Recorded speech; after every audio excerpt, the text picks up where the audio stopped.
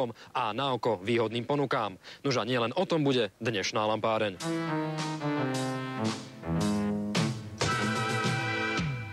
Zarobte si 9900 až 42 000 korún zasielaním brožúr, plnením obálok, skladaním pier a hračiek.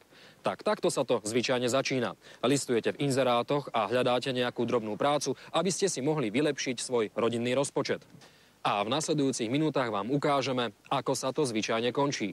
Mastné zárobky? Áno, avšak nebudete ich mať vy, ale špekulanti, ktorí stoja práve za takýmito inzerátmi. Nože na to, že ide o podvod, žiaľ prídete až vtedy, keď im už dáte zarobiť. Našiel som inzerát v novinách, chcel som nejakú prácu doma, tak som odpovedal na inzerát. Zaplatil som určitý poplatok, dostal som brožúrku. Z tej brožúrky som vybral, som zaplatil 650 a som dostal toto. No to sú znovu nejaké ponuky firiem, ale znovu treba platiť. Tak akú prácu si vyberieme? Máme tu plnenie obálok, písanie adries na samolepiace etikety, zhotovovanie náušníc a večerných taštičiek pre firmu v Spojených štátoch amerických, kompletovanie anielikov. Na toto možno bude super výroba dekoratívnych miniatúrnych domčekov. Zavolala som na to číslo a ohlásil sa mi jeden pán, ktorý sa mi nepredstavil a povedal mi, že keď pošlem 150 korún, pošle mi, ako zarobiť 10 000 korún za týždeň. Keď mi prišiel tento list, dočítala som sa v ňom, že mám okamžite zaplatiť 900 korún a že mi pošlu katalóg. Za 900 korún sa okrem iného dozviete, že výrobky môžete podľa vlastnej predstavy predávať buď doma, na dvore, kde bývate, na trhoch alebo cez poštu. Vždy je to nejaká ponuka papierov, ale v podstate skutočná práca je v nedohľadne. Si sa zo mňa smial, že dosť draho kupuješ papiere. 650 korún toto stálo. Ďalším skvelým nápadom je oprava figurín. Z materiálov sa okrem iného dozviete, že sa oplatí oboznámiť sa s umením reštaurovať staré figuríny. Poškodené ich nakúpiť, opraviť ich, pukliny vytmeliť, zlomené časti zlepiť, vypadané vlasy znova pripevniť, oči, pery, obočie premaľovať alebo znova namaľovať a nalakovať figurínu. Zdalo sa to mi byť také ako obchodovanie s fatamorgánou alebo so sviečkami bez knotu, tak som to nechal. Zarobte 2500 až 7500 korún týždenne. Už takéto nejaké inzeráty vzbudzujú podozrenie o neserióznosti firiem, ktoré toto ponúkajú, pretože tie zárobky sú lákavé, sú vysoké a vzhľadom na trh práce na Slovensku až nereálne. Firmy nikdy neuvádzajú svoju adresu, komunikujú výhradne cez PO Boxy. Vedia prečo. V obci Želovce pri Veľkom Krtíši by mala sídliť firma Nikos Company SK. Aspoň tak uvádza v inzerátoch a letákoch. Nesídli. Jej majiteľa sme našli v susednej dedine.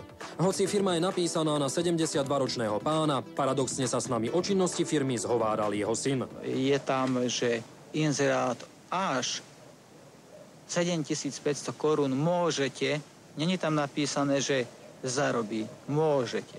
Je to jednoznačne nedovolené podnikanie, ale vzhľadom na to, že táto živnosť je taxatívne vylúčená zo živnostenského zákona, je to teda mimo rámec živnostenského podnikania. Každý, kto chce sprostredkovať prácu, spravidla sú to agentúry, musia mať na svoju činnosť povolenie z Ústredia práce, sociálnych vecí a rodiny.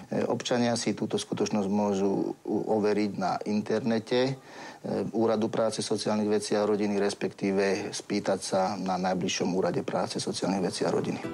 Navyše podľa zákona sa nemôžu žiadne poplatky účtovať vopred, ale až po sprostredkovaní zamestnania. Pričom ide o jednorazovú platbu a jej výška je stanovená v zákone. Naše firmy to však majú vymyslené naozaj dobre. To nie je sprostredkovanie práce, toto je jednoduchý predaj informácií. Ja to považujem za jednoznačné sprostredkovanie práce, pretože to sú iba ďalšie informácie o tom, že ponúkajú tomu občanovi vlastne istým spôsobom zamestnanie. tak v tomto dome na Kuzmányho nábreží vo Zvolene sídli ďalšia firma.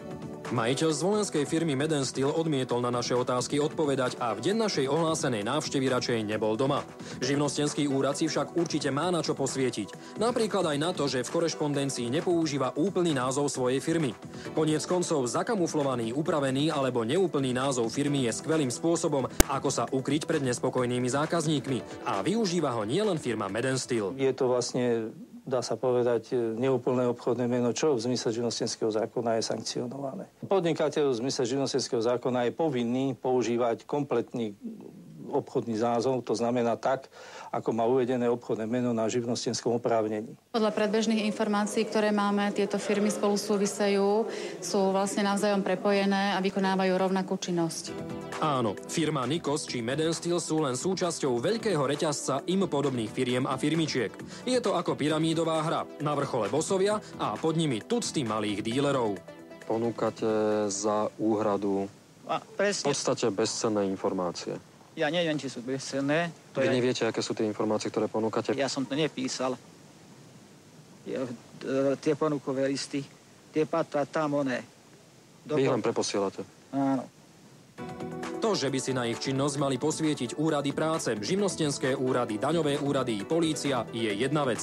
Ale to, či budeme podporovať ich kšefty, je už vec každého z nás. Preto majte na pamäti. Tieto firmy často menia názvy a neuvádzajú úplný svoj názov. Podozrivé sú kontakty na mobilný telefón alebo kontaktná osoba v telefóne, ktorá sa im nepredstaví.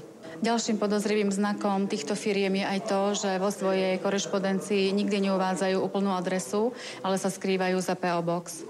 Špekulanti rátajú s tým, že občania kvôli niekoľkým stovkám na políciu nepôjdu. A tak podvodníci majú zelenú. Je teda len na nás, či im dáme zarobiť. Aj keď ide o menšie čiastky, občania by sa mali v každom prípade obrátiť na políciu. A na záver snáď už iba jeden malý prídavok. A nie len jeho pravdivosť si ešte pôjdeme overiť. Ľudia, ktorí, povedzme, prišli o peniaze, keď vám teraz napíšu, vy im tie peniaze vrátite? Áno. Automaticky vraciam ja, alebo aj druhý, alebo aj tretí. Stojíte si za tým, že peniaze im vrátite, keď teraz napíšu? Áno.